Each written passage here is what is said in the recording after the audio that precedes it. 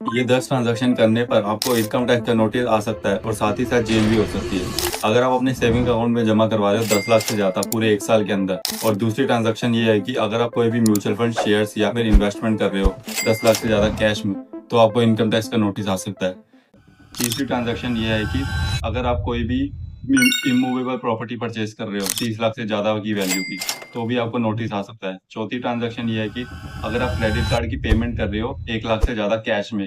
और पांचवी ट्रांजैक्शन ये है कि अगर आप क्रेडिट कार्ड से जो आपने ट्रांजैक्शन करी है वो 10 लाख से ज़्यादा करी है पूरे साल भर के अंदर, तो आपको इनकम टैक्स का नोटिस आ सकता है। छठी ट्रांजैक्शन ये है कि अगर आप कोई भी बिजनेस कर रहे हो और उसके अंदर आपको 2 लाख से ज़्यादा की कैश में रिसिप्ट हो रही है, मतलब आपको रिसीव हो रहा है 2 लाख से ज़्यादा, तो आपको इनकम टैक्स का नोटिस आ सकता है। सातवीं ट्रांजैक्शन ये है कि अगर आप करंट अकाउंट में डिपॉजिट करवा रहे हो 50 लाख से ज़्यादा पूरे साल भर के अंदर कैश में, तो आपको इनकम टैक्स का नोटिस आ सकता है। आठवीं ट्रांजैक्शन ये है कि अगर आपने एफडी करवाई है 10 लाख से ज़्यादा की पूरे 1 साल के अंदर, तो आपको इनकम टैक्स का नोटिस आ सकता है।